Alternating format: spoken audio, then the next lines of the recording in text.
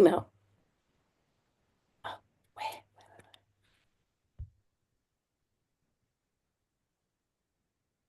Hello, Kate, and welcome to my podcast, One for the Road. And it's a real joy having you on today. How the devil are you? I am very well, thank you, Dave, and thank you so much for inviting me on. I feel privileged to be here. Well, which is ironic because we'll let the listeners into a bit of information that we met in Thailand last year on the retreat, didn't we? We And did. we got a nice little relationship going. We did quite a lot together, didn't we? And Yeah. then I found out that you've never listened to my podcast, and it was I like was, that changed dramatically. Then I didn't talk to well, you for about 3 days. I know I had to admit to you in the end when people kept saying, "Oh, well, you know Dave from his podcast. You'll know Dave, you'll know." And I was like, "I know Dave from Instagram. I do follow you on Instagram, but I didn't know you did a podcast." So yeah, but I have binge listened. I am getting there. You are. I'm in, Yeah, because and we here met I for am. lunch, didn't we, in London with lovely Joe and that, and you gave Yeah. me a list of all the episodes, and now you're an avid fan, aren't I you? am a fan now, and So we're here I am talking to sitting on each it. other Who'd have again. thought? No, but talking about Thailand, it was a fantastic experience for all of us, wasn't it? And all of us got close because we spent so much time together, and it was really relaxed and chilled. And we went on a few trips. I mean, the boat trip where it was torrential rain all day was That hilarious. was a And memorable day, wasn't it? yeah, and I nearly drowned in the waterfall, which was horrific for You did. me. It's all And right. I was video, and I'd have caught it on video if how anything had great. happened. We'd have known what had happened to you. Yeah, put it on my page. This is how he left. Anyway, Yeah, but yeah. no, I said to you when we went to lunch in London that you'd celebrated your 4 years last October. And I said, like, because of your story, it'd be good to get you on. So thank you so much for agreeing to share it. Oh, you're welcome. You're And welcome. I think it's quite. I think a lot of people, once they do go sober, they do have this urge to explain or tell their story and actually what it's like. yeah, and we Yeah. all know that that can help others, and that's why we do it, right? Absolutely. I know of two people, I think, so far that have stopped drinking. Not just because of me, I'm sure, but I think I sowed a seed with them, and they have sort of messaged me and said, "I saw what you'd done," and I honestly, I felt absolutely so chuffed for them that, just from what I was doing and posting on my little Instagram page, that they had decided to bite the bullet as well, and they're loving every minute of it. It's Yeah, nice to have a couple of people I know that have actually, feel the same as I do now. yeah, and you're right what you say about sowing the seed because that's what we do. We're not preaching; we're just dropping little seeds down of Yeah, what it's like to stop drinking, and it's not all roses as we know, but we can talk about that. But as per usual, it'd be great to start at the beginning with you, Kate, and tell us all your story of where it began as a little one, growing up, and what that was like for you. yeah. So I grew up in actually the most beautiful little, like the first house that we lived in was the most beautiful little cottage tucked in. It was like a little hamlet down sort of half a mile down a bumpy track. Um, near right opposite a great big lake with a big willow tree. I mean, I still go back sometimes now if I'm taking my elderly uncle out for a drive. We'll go and drive. It's just beautiful. Great big house next door that, my dad did the gardening at. He was a postman, but he did the gardening there, and I had parties in the big house next door, only a couple, but I do remember them. It was really beautiful. Um, there was mum, dad, my brother, and I. And then we moved, well, and there was also my uncle, Clifford, my dad's brother, who had been in the army for 24 years. And when he came out of the army, he had nowhere to live. So my lovely dad said, "Well, come and move in with us. You can come and stay here."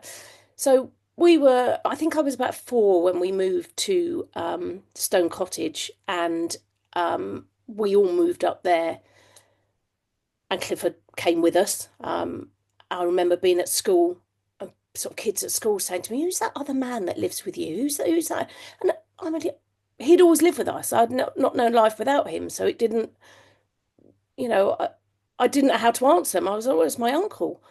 Um, so yeah, that was slightly odd, but generally had a pretty good childhood. Really, on the outside, it looked very good, very idyllic, very, I, you know, looked as if things were good, but actually on the inside not so good. My mum was quite a she was quite tough, my mum, on me in particular. Um, she didn't seem to get on with me particularly well. She did my brother. My brother was 18 months older than me, and her relationship with him always seemed much better. This is all like having looked back as an adult at this. You know, at the time, Mm. obviously, I had no idea. But she was quite cruel. I remember one time, my sort of earliest memory of realizing that she could turn or be particularly nasty was I was in the bath at about 7 or 8 years old, and she was sat on the toilet seat and she was smoking. She had a cigarette in her mouth, and she looked at me, sat in the bath, and she had this cigarette and she was pointing it at me. She said, "Do you think this would hurt if I stubbed this out on? Do you think this would hurt?" And I remember sitting there thinking, is she serious? What, being really confused as a little girl, thinking, is she going to do that? And even if she's not going to, what does she mean? She was like threatening with this cigarette. She didn't do it, but she sort of laughed at seeing me frightened, I Mm. think. Um, so that was my earliest memory of her being quite difficult. And then throughout childhood, really, I seemed to be her victim. I think she came from quite a wealthy family, and she was quite rebellious, I believe, from an early age. She went to private schools and had been expelled from one of them. I think she was always difficult. I've been chatting with a friend of hers recently, and she said she was always very difficult from a young age. But yeah, she could be quite tough. She married a postman. My dad was a postman, and I think that upset her family, unfortunately. But I think no doubt that was a rebellious act on her behalf. She was like, you know, her father was quite a strict Yorkshireman who wanted the best for her and wanted her to do well. She married a postman. That didn't go down too well in the family, I don't think, but thank goodness she did, because he was a diamond, my dad.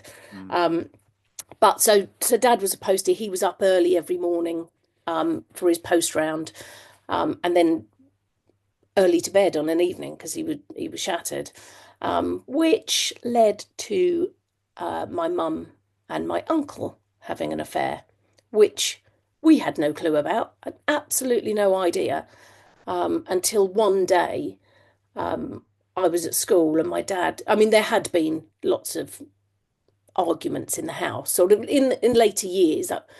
There were a lot of arguments. I mean, even physical fighting. I remember sitting at the top of the landing, obviously had been put to bed, but I remember hearing shouting and sitting at the top of the landing, watching my dad and my uncle fighting, physically fighting on the floor. Mum, you know, putting her two pennies worth in, and it was awful. It was horrible to watch and really quite frightening. Um, so we knew things obviously weren't too rosy in the relationship, but nobody ever said anything to my brother and I. Nobody ever told us what was going on or this is happening. Dad and I are, and Cliff and I together. It was literally one day I was in a gym club after school. My dad came down, pulled me out of gym club and said, "Why's your mother moved all the bedrooms round? Why is this? Why?" And I was like, "What?" I had no idea. My dad had been out to work one day. She'd moved the bedrooms round, moved Clifford in with her, and he was, Oh I my was like, God. "What?" So it was just done. It wasn't.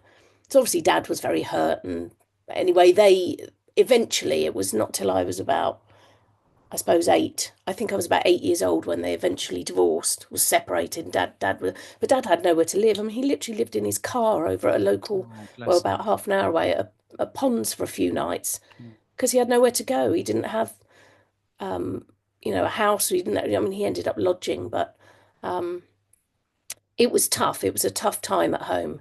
And if you Um, thought the world of your dad, then that must have been really hard for you, oh, I that really feeling. did. And I think that was half my mum's issue. I think she knew that my dad and I had a really good bond. And she didn't like that at all. So I was the victim at home. Once he went, it moved on to me. Yeah, she just didn't like the fact. And, had she, later in life, I spoke to her and I tried to have a conversation. I said, "Mum, you can't, it's not the fact you had an affair with Clifford in the end. It was more the fact that you never told us anything, or you never, had you said, look, this is what's happened, I'd have had a lot more respect Mm, for what had happened. mm. But yeah, my dad and I had a great one. I remember, I vividly remember a social worker coming round and sitting with us individually, my brother and I. My mum wasn't allowed in the room, and her saying, who would you prefer to live with? And I remember in my head thinking, I would love to live with my dad. I would really, we got on so well and he was a kind, nice man. But I knew, even at that young age, that that wasn't practical. He had no house. He didn't have he didn't, and I knew I wouldn't be put there anyway. I had to stay with my mum.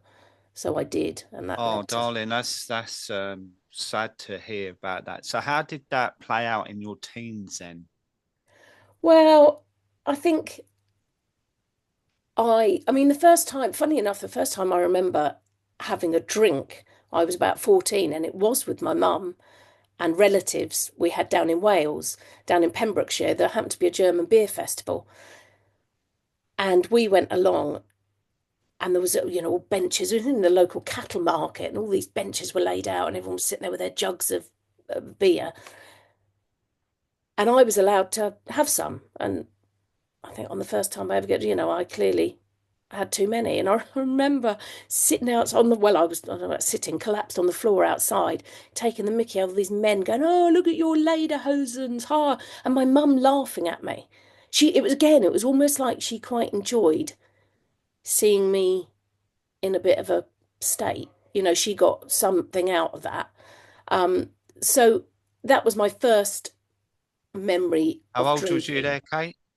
I was, I've been listening to your podcast and it does seem to be the age, but I was about 14. Yeah. Um, and I think just having that drink that time and then going forward, I don't remember how I felt after that. I don't remember a hangover.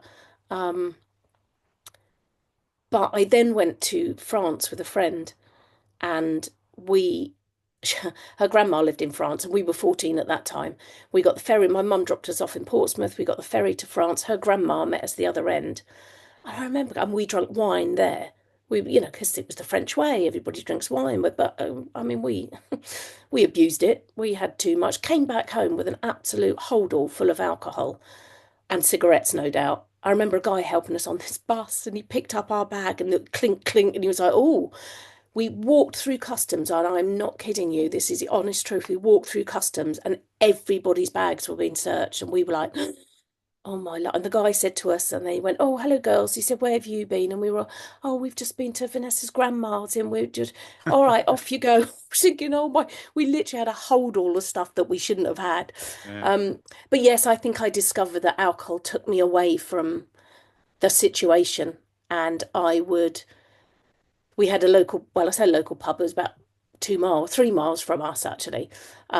But that's where a lot of school friends went. I mean, I would drink down there, and I mean that's when things got really bad. I was quite well known for being um the drinker down there. I would always take it too far.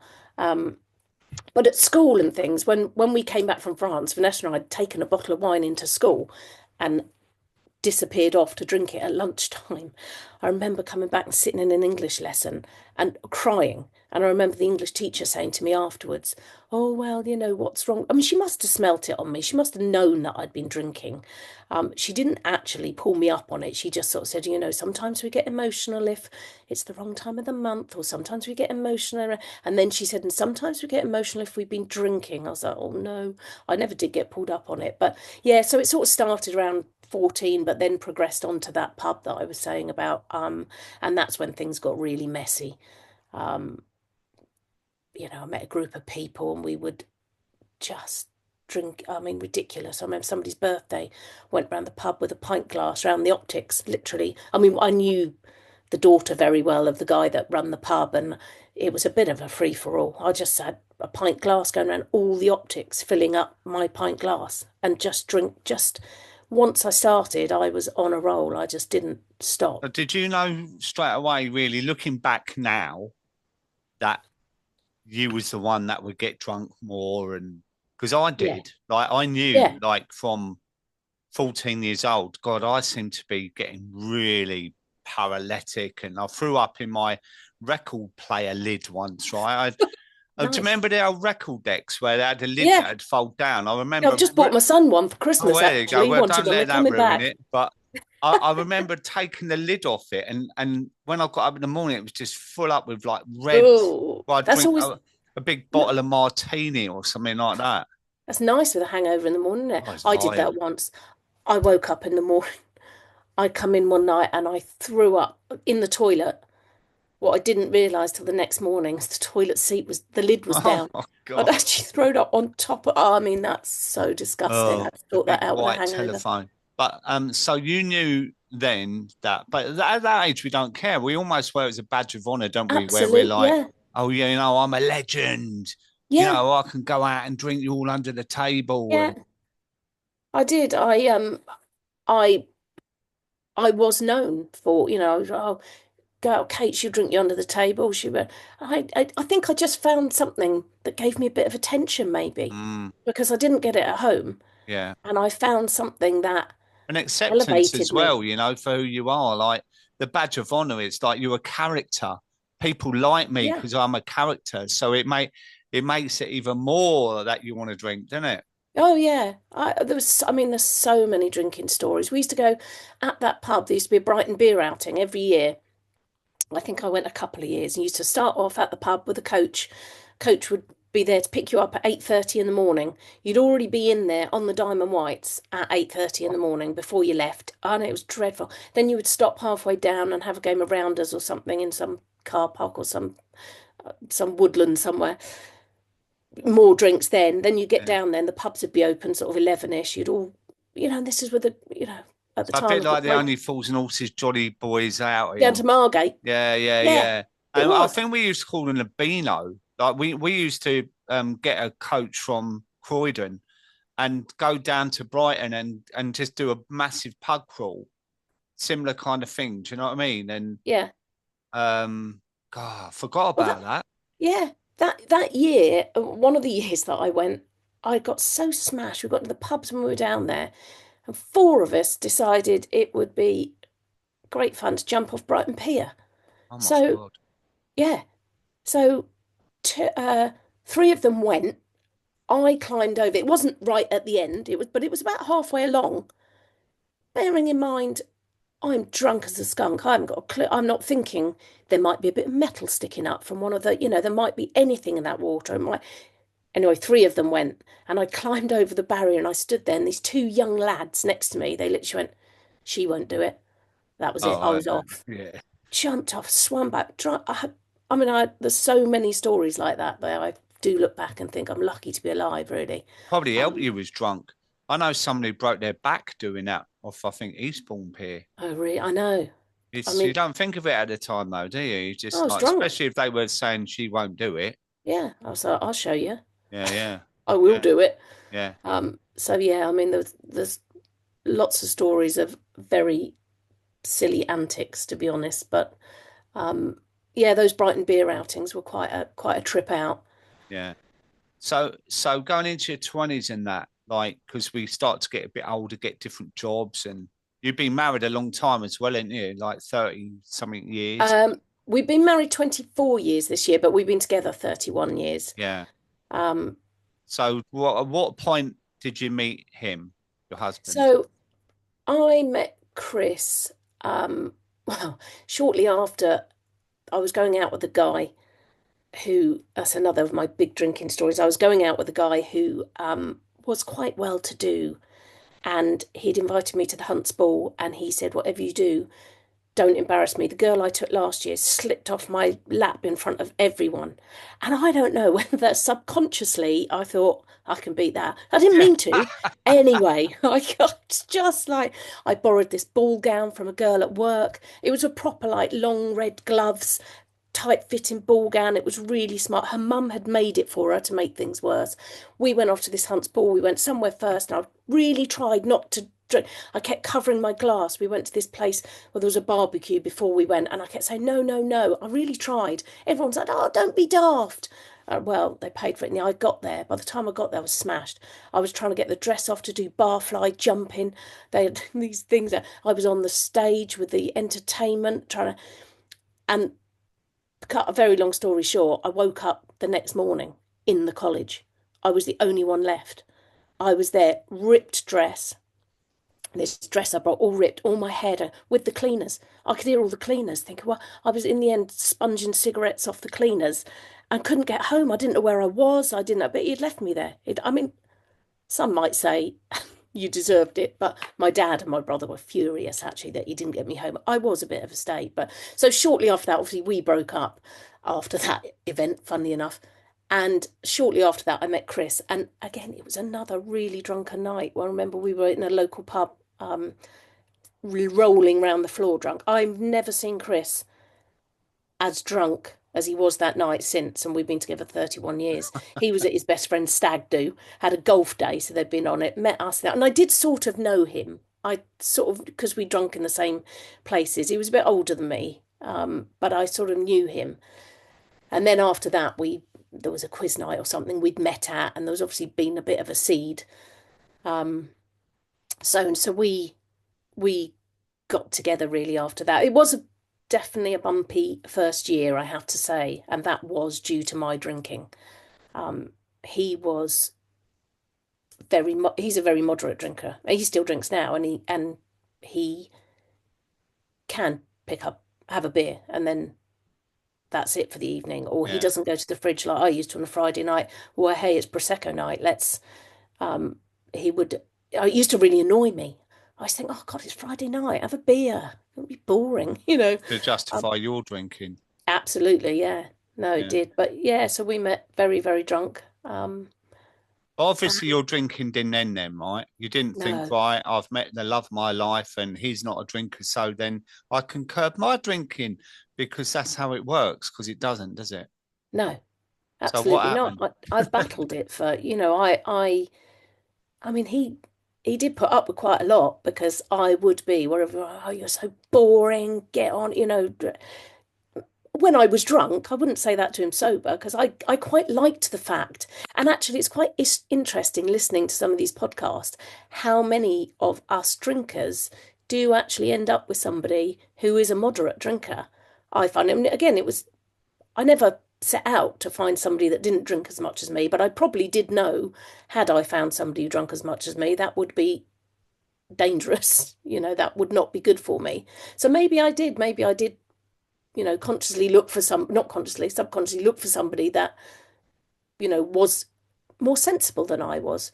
So no, we had 4 years of partying, going out. We enjoyed social events, going out, but then actually at another party, friends were leaving for Australia, drunk as a skunk again. I said to Chris, "Should we have children?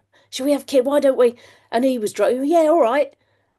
And I was like, oh, blimey. So anyway, I woke up the next morning and said, did you mean that last night? And I think he was a bit like, not.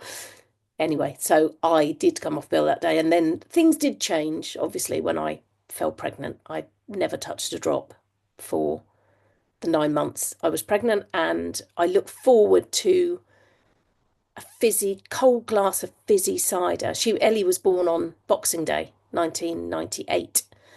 And I look forward to a cold glass of fizzy cider. I had about 2 sips on New Year's Eve, and that was like, ugh, it was horrible. Did not want to go near it. I breastfed her for about 9 months, so didn't really drink. Then I fell pregnant with Alice when Ellie was 9 months old. So again, wasn't drinking. Breastfed her, not for as long actually. So probably slowly got back into drinking after the pregnancies. My dad was always around and he was a diamond. If ever we asked him to babysit, I don't think he ever said no. So we were quite lucky that we had, well, I say lucky, looking back now, probably not so lucky, but quite lucky. Dad would babysit. So we would start going out a bit more when Alice was maybe, I don't know, a year old or something, wasn't. But then things did start to pick up. We lived in a state, and our best friends, uh, our best man from our wedding, moved in next door to us. Oh, what a laugh. Well, it turned out just to be, I mean, it was great for a while, but they were drinkers, we were drinkers. They had a son, but it was easy because they were next door, so we could flit in between each other's houses. Mm. And on a Sunday, it really did turn into a bit of a drink fest. We had other friends down in the village that would come up with their kids. There was about six couples who generally could make a Sunday, and we would rotate who cooked the roast that Sunday, be in and out of each other's houses. And it was just ridiculous. I'd have to be there getting up, well, eventually, three kids um, for school the next day, because that went on for quite a while. Um, so yeah, although I thought when after I'd had the girls and that, I was like, well, I'm much better at this drinking lark now. I'm, better than I was when I was 18, 19. Um, but then it turned into sort of after that event, we moved eventually. Actually, I think Chris could see what that he didn't enjoy it anymore. He could see what that was doing. It was, and some of them were really big drinkers. Yeah, So that stopped. I can relate to that. Because when I lived in Wandsworth, it was like that. We lived in what I called a posh Brookside, and Yeah. it was my idea of Sundays just to arrange a soiree. Do you know what I Yeah. mean? And I remember some neighbours, and we used to take it in turns as well. And I just knew it was a perfect excuse Yeah. to drink.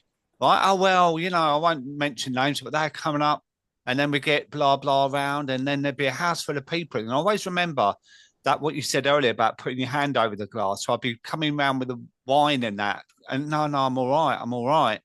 And half the time being put to bed at 5 p.m. myself, and it's just the perfect excuse, isn't it, to have a Yeah. massive piss up. But do you remember, because that whole thing about fading effect bias, we kind of forget sometimes. But do you remember Monday mornings when you had to get the kids to school and you feel absolutely vile, like Oh yeah. how that was for your mental health and like, The guilt and the shame and everything, when you woke up and you realize you're like, oh God, the kids probably had a later night than they should have done. And yeah, you walk into the school play. I mean, I always got up and I always did it. I never, even if I had the worst hangover in the world, I was not somebody to lie in bed all day with a hangover. I did get up and do it because I could sort of justify my drinking a bit yeah, more then. work Well, hard, play hard, it kind of doesn't stop me doing anything. never missed a day's work, Yeah, like a functioning pisshead, yeah, basically, because you can justify it. Well, I don't lay in bed without, I don't get hangovers. And for mm, me, it was only realised that I actually knew I did have hangovers when I stopped drinking, but I'd got used to feeling like shite, yeah, basically.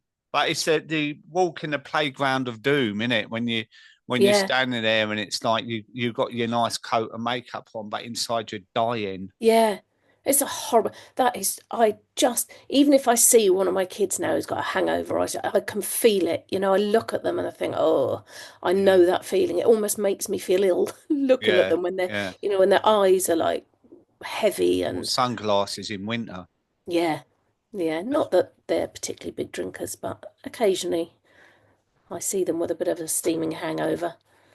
So where did it go from there, Kate? Like again, you're Well, back in it in the mix of the back drinking. in it, we then went on. I remember sort of thinking I wasn't quite done with the children thing. I really wanted another child, and actually, Chris totally. I was going to say Chris totally agreed. I think it was more to keep me sober than anything else. And it was like, yeah, I'll get pregnant again, and then she can't drink for 9 months. And actually, we had Lewis, our third and final baby, and then it just sort of turned into after that. It was more the mummy wine drinking.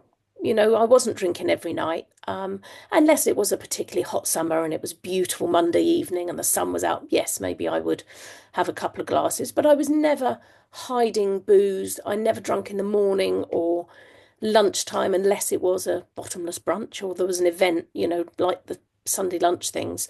Um, so in my head, I I certainly wasn't an alcoholic because I didn't drink copious amounts of spirits, and I didn't, I just justified it that, well, I Mm. don't do that. And it was your typical, because I'm not sitting on a park bench with a bottle of spirits, I'm not an alcoholic. And I remember Googling, as I'm sure many people do, what is an alcoholic? And it sort of came up with anybody who has a problem with alcohol but I brushed that aside. I was like, oh well, I don't. I'm just doing what everybody else is doing. I'm having a few glasses of wine on a nice sunny evening.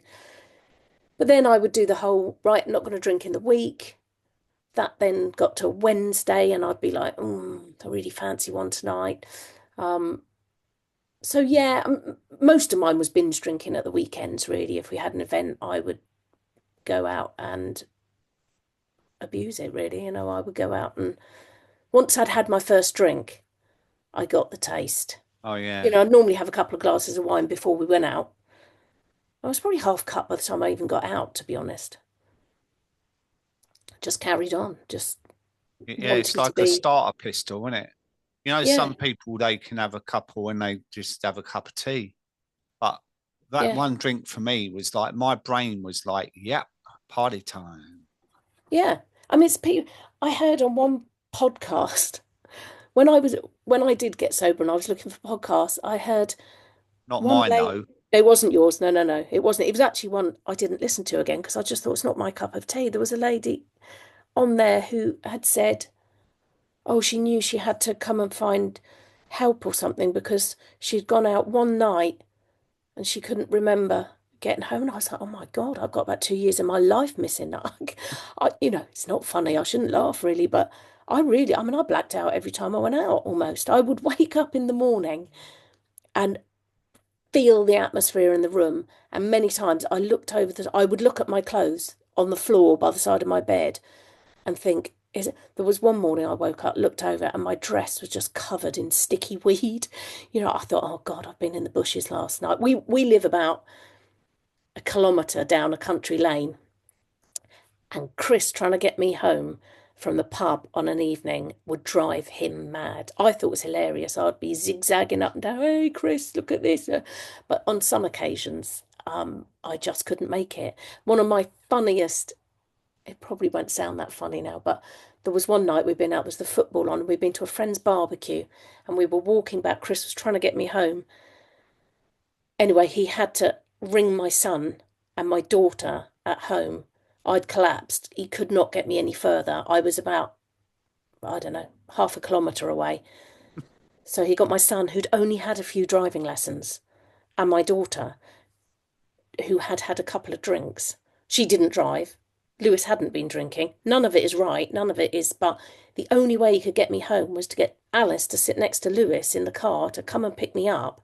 Got me home. Well, it was about 3 days later. I was sitting in bed with a cup of tea, flicking through Facebook, and I saw this thing on a local community board. It came up. Anybody know what's happened here? And there was like this circle of grass that was flat. It was in the summer, and all the grass was flat, and there was my shoes and a pair of glasses sticking up out the grass, and it just looked as if somebody had been abducted. Yeah, like I was like, oh crop shit, circle. they're my shoes. I didn't even know they were missing. I had no idea. I texted my friend. She was in absolute hysterics. I walked the dogs that morning and I went that way, and I don't think anybody saw me. I thought, oh my God, they're my shoes. I'll have them back. So I was shoving them down my jeans and walking home thinking, I hope nobody saw me. But somebody had actually, I got out of it because somebody's car had been broken into, but near there recently. And somebody said, oh, I think somebody's car was broken into. So luckily there wasn't too many questions, and many more questions about it. But And it yeah, is funny because you're only a little thing as well, aren't you? And like yeah. when meeting you for what was it about 8 9 days, I thought, God, you're a feisty little fucker. Like, so I can be. I can imagine like when you were drunk that you weren't told anything. Like you Miss Independent, I'm all right. I can Oh get yeah. myself home. Oh yeah. I mean, Chris knows that to his, yeah. You can't tell me anything. I'm not one for being told what to do, No, unfortunately. no, And no.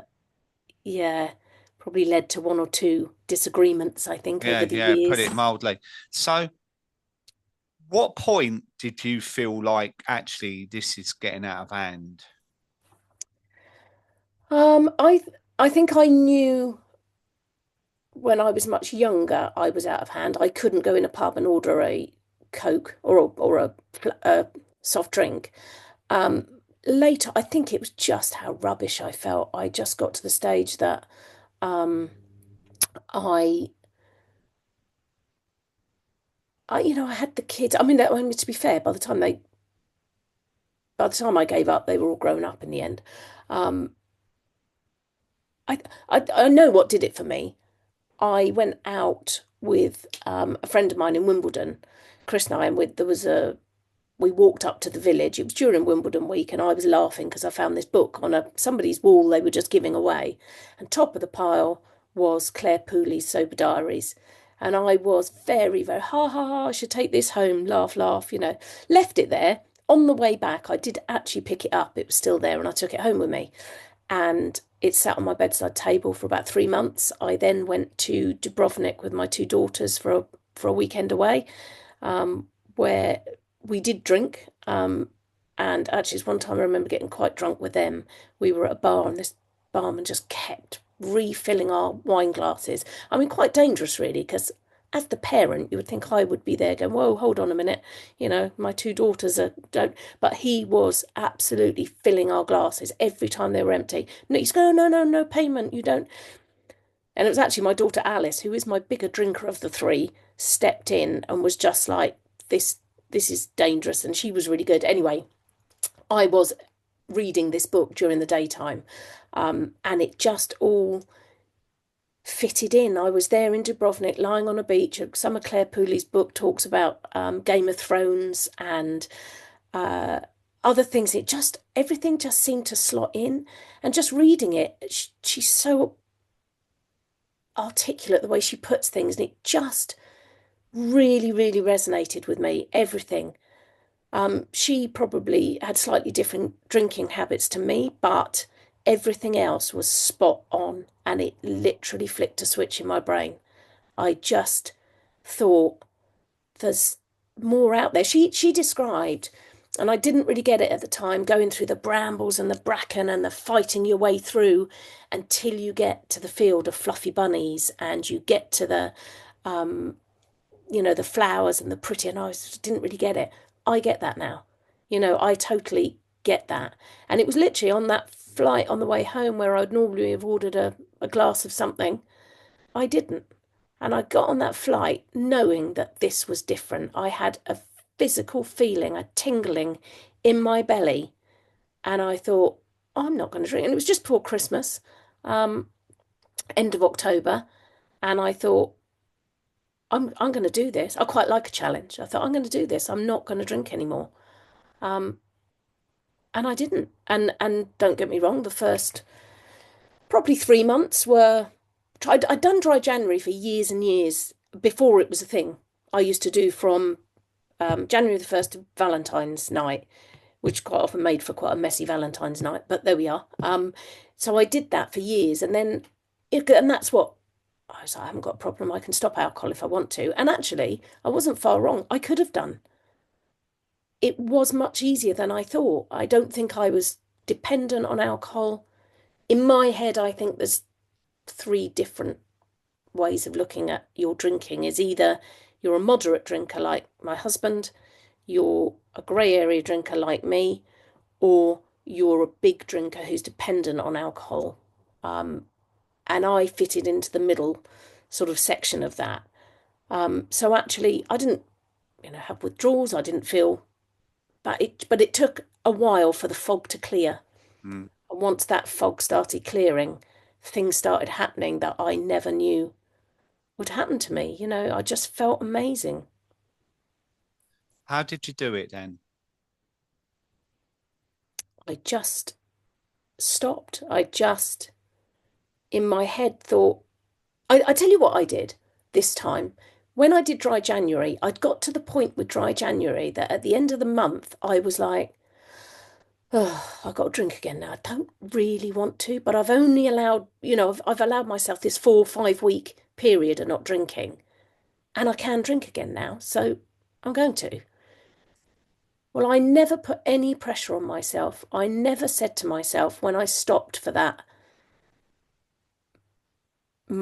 this time, knowing Christmas was coming as well. I think that's what excited me. It was a bit of a challenge because normally it would be right. I'm not going to drink. I'll give up drinking in January. I'll just do. And this time I didn't. I thought, stop making excuses. If it's not Christmas, it'll be a birthday. It'll be a it could be a christening, a funeral, a festival. You'll never give up if you keep making excuses. I stopped making excuses, and that excited me. It was like a new beginning. And I didn't put any time. I never said I'm never going to drink again. I just thought I'm I'm going to just keep going until, if the day comes, I really, really feel like I need a drink. Well, I'll have a drink. That's fine. But for me, it was really, really obvious. The less I drank, the less I wanted. The wine witch disappeared. I don't even think about opening a drink on an evening now. Like as before, it's routine. It's just Mm, habit. mm, Picking up that glass when you're cooking dinner, the kids have gone to bed. Just don't do it. To be honest, actually, Claire in her book talked quite a lot about Beck's Blue, and I did buy Beck's Blue, and I did buy 0% alcohol for 4 months, maybe, just to see you through that period that you would normally drink. And funny enough, once you've had that one non-alcoholic, I didn't really want any more yeah, after that. So you yeah, didn't drink loads of it, yeah. just to see me through. And there are other things as well, like I at Christmas I bought a bottle of motherhood. Oh yeah, Oh my that's what I. God, it's Good, heaven. isn't it? Yeah, it's absolutely heaven. I love it. Yeah, Um, me too. and I rarely ever go for the alcohol-free drinks when I'm out as well. I just grew out of them really. Yeah, And I always say to people, if there's any part of them that are triggering, don't go near them. But sometimes they can be helpful. And I know AA have got an issue with them because they say, you go to a barber's enough and sit in the chair, you're going to want a haircut kind of thing. But mm, I only ever drank for the effect, right? And yeah, I get no effect out of them whatsoever. yeah, And when I say it can help in a social situation, having a zero Guinness or something can help, yeah, you know, like looks like you've got a grown-up drink rather than a lime and soda. But I yeah, think people have just got to be wary of it because I can see how it could potentially lead on to, yeah. It other just got things. me through a little phase. I very rarely drink alcohol-free drinks anymore because people say to me, well, I can still drink soda and lime in a nice, pretty glass. I can Mm, drink, whatever and make it look nice. It's fine. I did actually. My son is currently working in the West End, and one of his gorgeous friends, I love him, Jordan. He is sober. So we had sort of messaged each other when I found out he was sober, and I said, I don't have many sober friends. And he said, I'll be your sober friend. And he was very much, I'll take you to somewhere called Club Soda in London one day. Anyway, this Christmas, I went to pick Lewis up from the station, and he got in the car and he said, I've got a present for you from Jordan.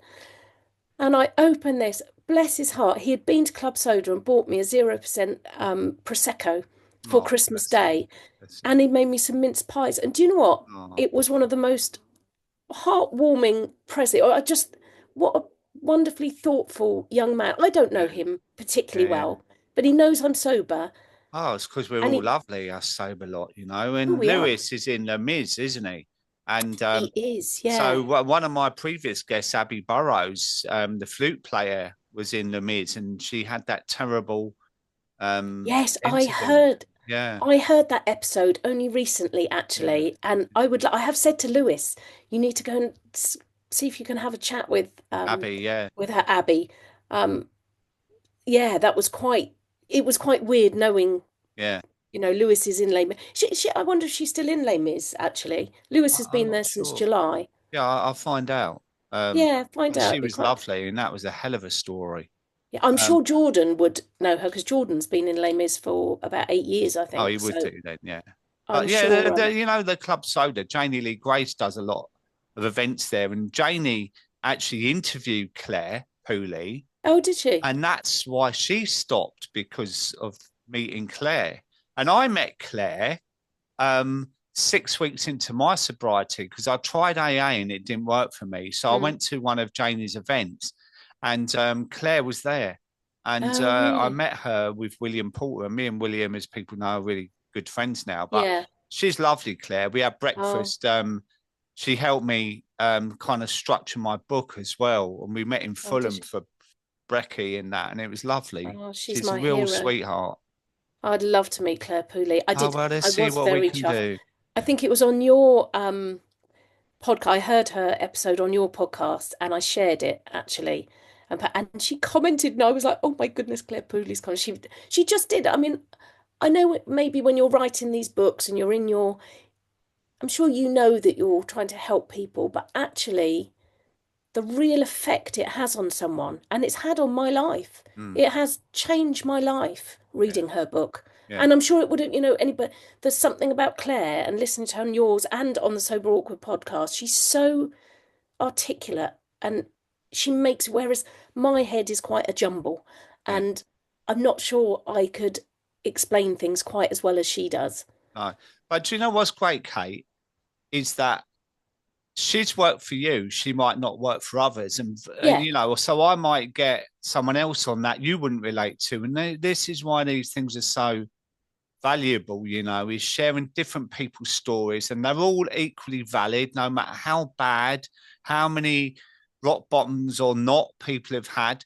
There are always something we Mm. can take out of someone's story and go, God, you know what? That's me, and that helps take away some of the shame and the stigma because we think, God, I'm not the only one that Yeah, feels like this because we don't have these conversations with anyone because we feel so ashamed, don't we? exactly. So it And is why it's so important. I think for me as well, nobody ever questioned my drinking. Nobody, if maybe if I'd had a mum that was slightly more caring, let's say, I know certainly if it was one of my children that was drinking the way I was drinking, I'd have put my arm around them and said, look, I think, we need to talk about this. We need to see what's Mm, going on here. yeah, Whereas I never had that. I never had anyone growing up, when I was going through that, really to say, look, look what you're doing to yourself. mm, Um, And when I found that there were people out there that felt exactly the same as I did, it was like, oh my God, it's not just me. Wow. mm, It yeah, was quite a revelation, actually. And that was yeah, only sort of 4 years ago. yeah. Well, then take away the only 4 years is amazing. But when we were in Thailand, we had quite a few conversations about your mum, didn't we? We did, And yeah. she was unwell and you Yeah, didn't know whether to fly back. And on the fourth anniversary of your sobriety, she died, didn't she? she did. Yeah. It was a really difficult time because before I went to Thailand, obviously she ended up with dementia and Alzheimer's. And I did look after her I mean, she was in a care home at the end, but I sold my business. Literally, it was all happened just before I came to Thailand. Everything just slotted in. I sold my little music and movement business that I'd worked for 19 years and owned for the last 10 years, Molly Mookow. And um, to look after my mum because she needed me. And she's got a 92-year-old partner, my uncle. They were still together, and actually later in life, it was him who was the victim. She was absolutely vile to him. So yes, I had that going on. I sold the business. This trip to Thailand popped up, and I just thought this has got my name written all over it. Um, I love Vic and Hamish from Sober Awkward, and I thought this is what I need. I've got to that stage, 4 years sober. I want to come and um, look at my sobriety in a little bit more depth. Um, so I went. Mum was sort of okay when I left. My brother, who lives in Portugal, he flew over to mum's it, and my husband was around, so I felt comfortable that somebody was about.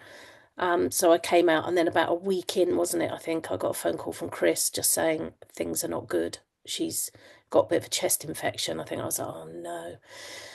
It was really, really difficult because had she been, I probably sound really mean now, but had she been the type of mum that was kind, caring, looked after me, had ever said anything positive to me. She turned her nose up at my wedding dress. She snarled at me everything I did in life. She was Mm, never gave me a penny. She never complimented me. I really battled with that. I was like, do I drop everything from something I'm doing for myself eventually? The Mm. kids are all grown up, they've all left home, they're really proud of me. They, Lewis even said to me, he's loving watching me metamorphosize. And that really meant a lot. I thought, I do feel as if I'm metamorphosizing, if that makes sense. Um, anyway, yes, but then the next day we had a chat, didn't we, and Vic, and you Mm. were all really kind to me. And I did decide to stay. And things sort of improved for a few days. And then I was flying home out on my soberversary on my 4 years on the 30th of October. Chris picked me up from the airport and he said, we need to go straight to the nursing home. Things aren't good. And I got to spend an hour and a half with her. Oh, getting upset. Yeah, I'm. Thank goodness I did because I think I'd have forever beaten myself up about the fact that I'm in Thailand while she's here. She wouldn't have done the same for me, I'm sure, but that's Mm. not me. I'm No, not it that isn't. person. I No. I am quite caring, and I did feel she needed me later in life. And I was generally there for her. Um, but yeah, I got to say I literally rubbed her arm because I thought even Clifford, her partner, tried to hold her hand recently, and she's literally there wriggling her hand away from him as if to say, "Get off," even when she was really poorly. So I knew she'd be uncomfortable with that. So I did just rub her arm a bit and just say, I thought if I don't say something, I would feel bad. I just rubbed her arm and just said, Mum, I know things have not always been great between us, but I hope you find peace, you know, Yeah, bless you. and be nice to my dad Yeah, because dad's up there and he was a darling. And yeah, I yeah. felt quite bad that, not bad, I don't know, I was sober through mum's illness and death. And actually, I was a pisshead through my dad's. He moved in with us when he was diagnosed with cancer. I had him at home and I drunk my way through it, really. Even on the night he died on New Year's Day, 2018, my brother's birthday, ironically. Um, and I'm in his room because it's New Year's Day with a bottle of Prosecco. I wasn't smashed. I mean, No. not that that makes it much better, but I wasn't smashed, but I was drinking, and that's how I coped with him being ill and living in our house. But I was there for him. He did call me his guardian angel, so Oh, bless. I And he sort of live sounds with like a that thought. wonderful man. And I imagine that he didn't look at it like you did because, No, I hope not. well, I'm I sure he wish didn't.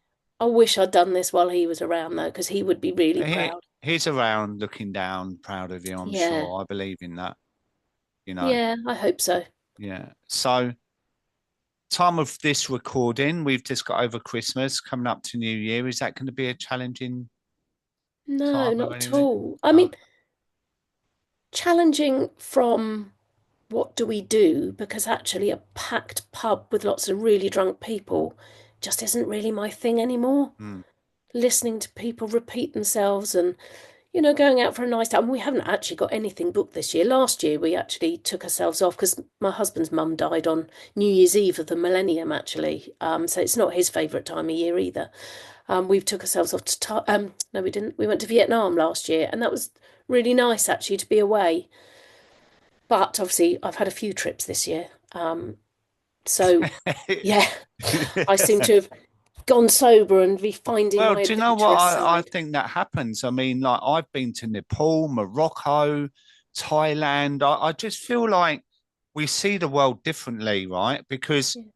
I always say we look down at the floor uh, when we're drinking, but when you stop drinking, you look up and you look Yeah, around and you see the view, right? absolutely. And It, I've always regretted not traveling when I was younger because I was always pissed. yeah, me too. That Going was on much more boys' important. holidays or, Yeah, like Mallorca. a And, yoga. and it's like now I just want to get as much out of life as I can. And you've actually booked Thailand again next year, haven't I you? have. I have. You've got to take these opportunities, and I want to grab every opportunity that I have. And I'm not actually working at the moment because I sold my business. I don't quite know what I'm going to do, but I do have a whole house to sort out at the moment in January, so I'll be focused on that. But last year we went to Vietnam. I've learnt from our children, actually. Our kid, Ellie's now 27. On Boxing Day, she was 27. Alice is 25. Lewis is 21. They've been travelling. They're just like, do it, mum, do the. Yeah, And I have learnt from them. So we went to Vietnam. Then I had a trip with my little business, Molly Mukau. We went to Uganda and worked with some Ugandan children for a week. I mean, absolutely incredible. What a wonderful thing to do. Then we went to see the gorillas in Uganda again. Wow, just incredible. Then obviously Thailand came up. And yes, I've booked again because I want to meet other sober friends. I don't have oh, many. well, I'm going back So out there, aren't I, in you are, October? yeah. Yeah, we'll have a So giggle.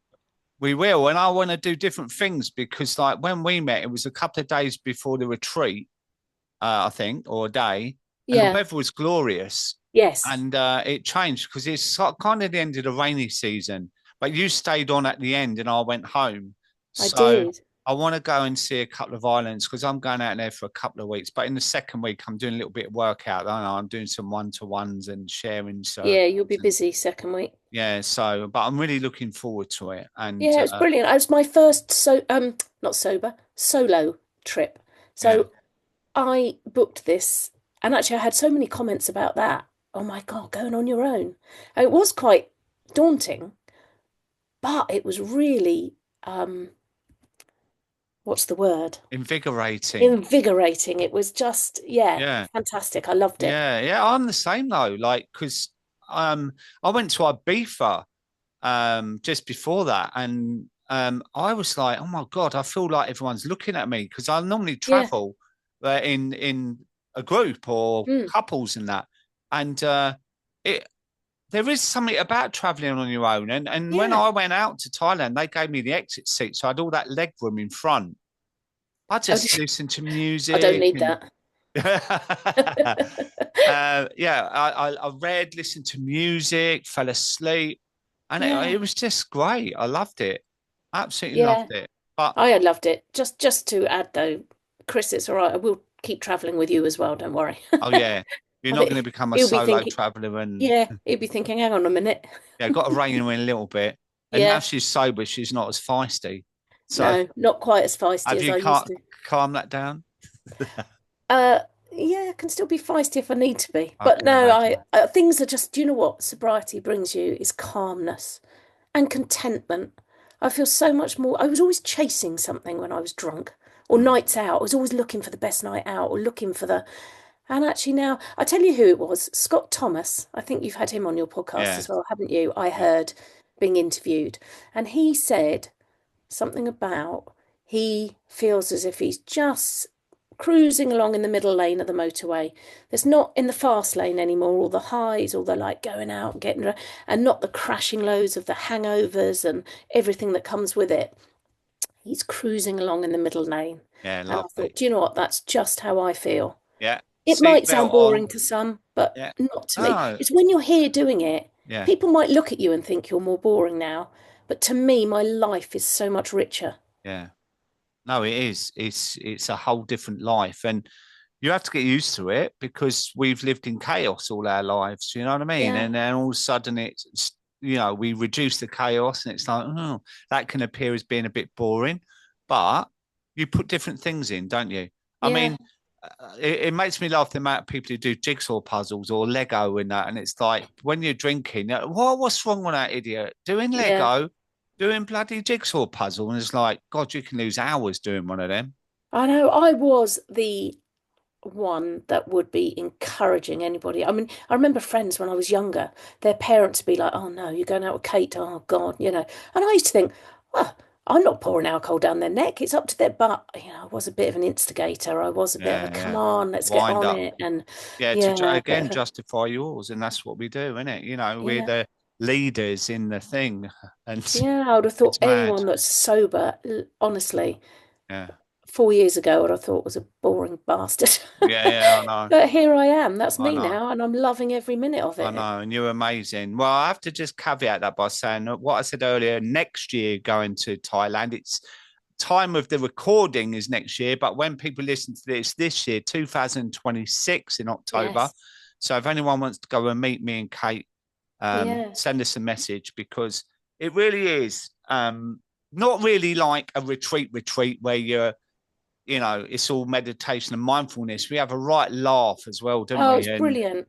And you know, it was the people, I think for the first time for me, meeting a group of people. I might know the odd sober person, mm, but nobody that I go out with or socialize with really, and to have 15 other individuals that get me and yeah, don't know my past. They don't yeah. Don't know, judge well, they you. will now, but Yeah, but don't judge me or don't yeah, just take me for who I am now. yeah. And that's quite different to who I was 4 years ago. Well, Kate, thank you so much for sharing your wonderful story, and I'm so pleased that you're 4 years plus sober now. Yeah, Um, you're I'm sure welcome. people get a lot out of this episode, so I'm so grateful to you. I hope so. And I hope that, if it can help one person plant a seed that's going through what I was going through, the mumble and jumble of life that is, yeah, mixed up in your head, that will soon clear, if you yeah. take the plunge and And some stop. people might not be ready just yet, but Mm, the seeds get planted, and then later on, all of a sudden they go, "Do you know what? I've had enough of this." And then when you yeah. put all the pieces together, it's episodes like this that are part of that. So thank you so much for sharing, Oh, and I well, hope thank to you so see much you for having soon. me. Pleasure, absolute pleasure, and I'll see you soon. I'll see you in Thailand.